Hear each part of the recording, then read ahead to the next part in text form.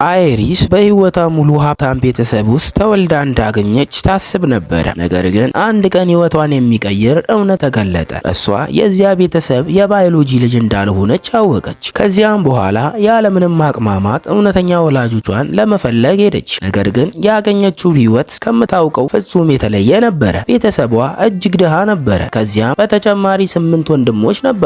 እናቷ በሀዘን እንዲህ አለቻት፣ ልጄ አንቺ በምቾት ያደግሽ ልጅ ነሽ። ከእኛ ጋር ያለውን ደህንነት መቋቋም አይቀልሽም አለቻት። ነገር ግን አይሪስ በፈገግታ መለሰች፣ እኔ የምፈልገው ሀብት አይደለም፣ ቤተሰቤን አግኝቻለሁ፣ ከእናንተ ጋር እኖራለሁ። ይህን ውሳኔ ስታደርግ ህይወቷን ሙሉ በሙሉ የሚቀይር ነገር እንደሚከሰት አታውቅም ነበረ። በዚያን ሌሊት እንግዳ የሆነ ህልም አየች። በህልሟ ውስጥ 8ቱ ወንድሞቿ በወደፊት በየመስካቸው እጅግ የተሳካላቸው ሰዎች ሆነው ታዩአት። ታላቅ ወንድሟ ከፍተኛ የመንግስት ባለስልጣን ሆኖ ታየ። ሁለተኛው ታላቅ የንግድ ተቋም ባለቤት ሆኖ ታየ። ሶስተኛው በዓለም የሚታወቅ ደራሲ ሆኖ ታየ። አራተኛው ታዋቂ ተዋናይ ሆኖ ታየ። አምስተኛው በሪል ስቴት ዘርፍ ታላቅ ባለሀብት ሆኖ ታየ። ስድስተኛው ታዋቂ የባዮሎጂ ሳይንቲስት ሆኖ ታየ። ሰባተኛው የቴክኖሎጂ የጨዋታ ኩባንያ ባለቤት ሆኖ ታየ። ስምንተኛው ደግሞ ታላቅ የሕክምና ባለሙያ ሆኖ ታየ።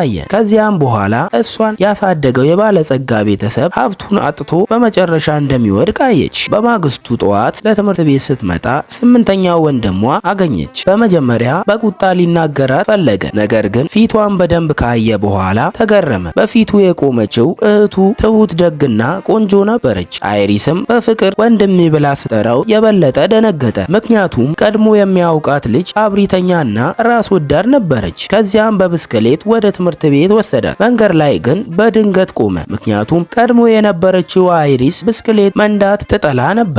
አይሪስ ግን በፈገግታ ከትምህርት ቤት በኋላም እንድትወስደኝ እፈልጋለሁ ብላ ስትናገር ወንድሟ ይበልጥ ተገረመ። ትምህርት ቤት እንደደረሰች ተማሪዎች ስለ እሷ ማማት ጀመሩ። ሀብቷን ካጣች በኋላ ህይወቷ እንዴት እንደተለወጠ በየቦታው ይወራ ነበረ። አይሪስ ግን ወሬውን ችላ ብላ ወደ ክፍሏ ገባች። በዚያም የቀድሞ እጮኛዋን አገኘችው። ሁለቱም ተያዩ፣ ግን ማንም አንድም ቃል አልተናገረም። በድንገት አንድ ተማሪ ከአይሪስ ቦርሳ ውስጥ አረንጓዴ እባብ አውጥታ እሷን ለማስፈራራት ሞከረች። የክፍሉ ተማሪዎች በፍርሃት ጮሁ። የቀድሞ እጮኛዋም እባቡን ጣዩ ብሎ ጮኸ። ነገር ግን አይሪስ ፈጽሞ አልፈራችም። እባቡን በእርጋታ አንስታ እሷን ለማዋረድ የሞከረችው ተማሪ ላይ መልሳት አለች። ተማሪዋ በፍርሃት ጮኸችና በቦታው ራሷን ሳተች። በዚያን ጊዜ ርዕሰ መምህሩ ከእውነተኛዋ አይሪስ ጋር ወደ ክፍሉ ገባ። እውነተኛዋ አይሪስ በውጭ ይቅርታ የጠየቀች ቢመስልም በድብቅ ግን ሁኔታውን የሚያባብስ ንግግር ትናገር ነበረ።